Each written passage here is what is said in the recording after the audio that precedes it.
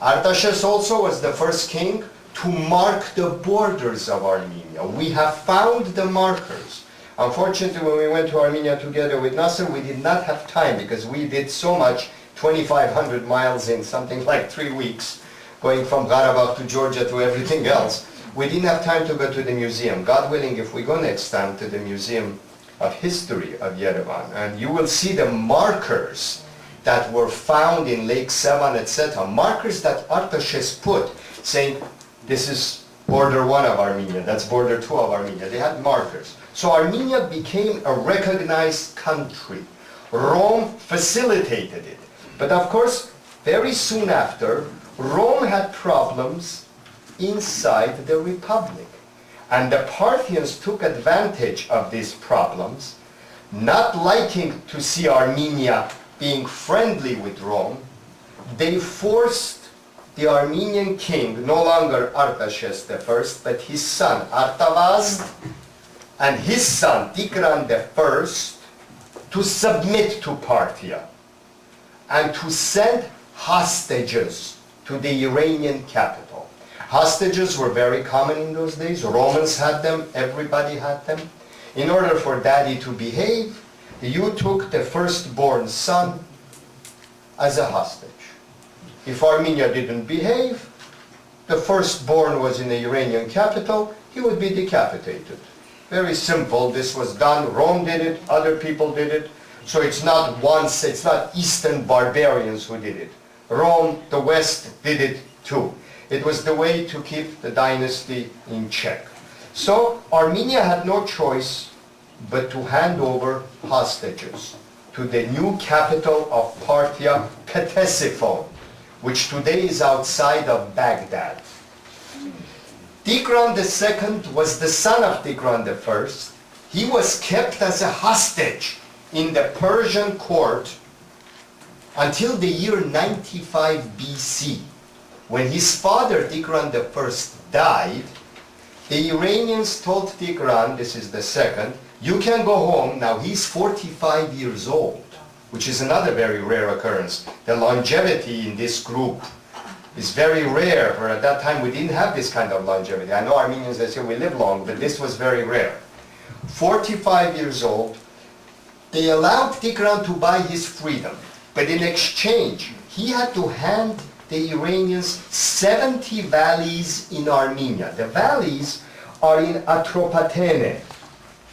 Okay, in map number 2, basically what is today the Church of St. Thaddeus in Iranian Azerbaijan, Maku, Khoy, the area where Vartan Mamikonian died, the field of Avarair, which is today in Iran, Bayazid area, which we visited, that side of Mount Ararat, those 70 valleys, which were Armenian land, were given to Iran so Tigran could go home.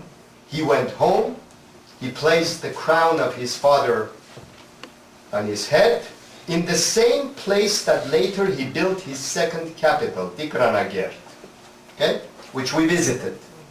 Okay? And one more thing about Tigran, which we'll talk about a little bit more later. Many people confuse Tigran with Diyarbakir. It is not Diyarbakir. Okay? Tigran is the present-day city of Silvan, very close to Diyarbakir. Okay, just outside. And you will see on the maps in this book where it is. But since Diyarbakir is the main city and was the main city, everybody said, okay, Tigran was in Diyarbakir. It's really in the city of Miafarkin, the old name of Miafarkin, present-day Silvan. So the first act of Tigran, when he became king, was to annex a neighboring Armenian kingdom ruled by Zare, King Zare. Sofin, map number 2. Sofin was annexed right away. Eastern and Western Armenia were united under the rule of Tigran.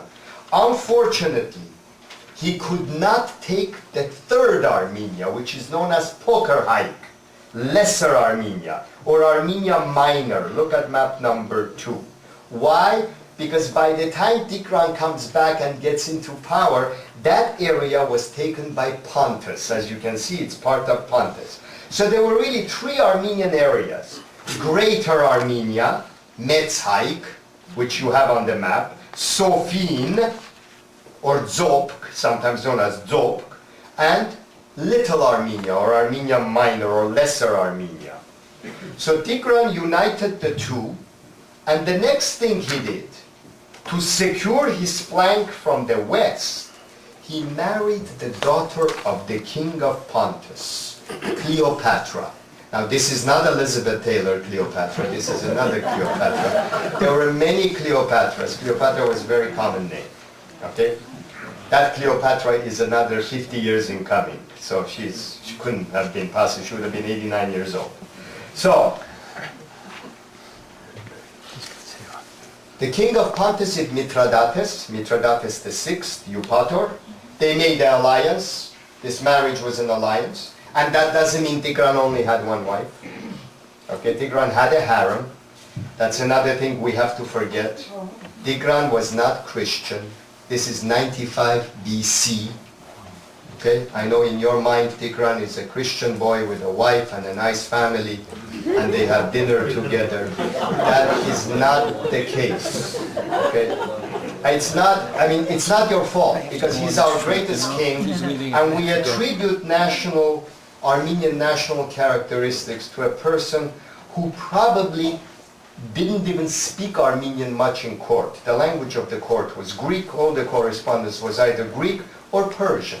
All his officials spoke Greek and Persian. His generals had Greek and Persian names.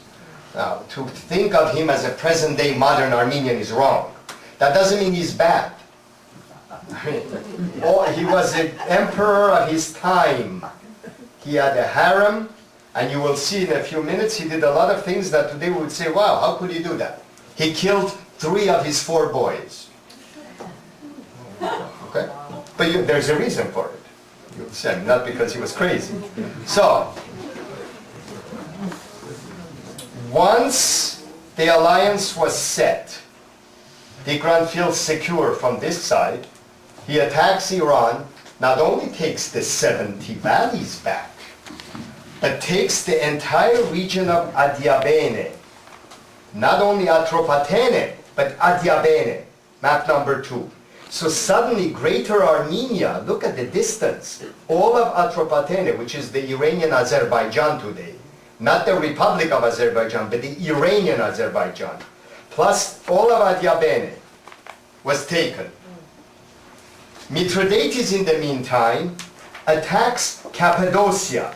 Look at the map number 2. Because Cappadocia is right below, next to Sofine and Armenia Minor. And the agreement was this. Mithridates and his son-in-law Tigranes made an agreement. We will attack Cappadocia. The land will go to Mithridates because it's close to him.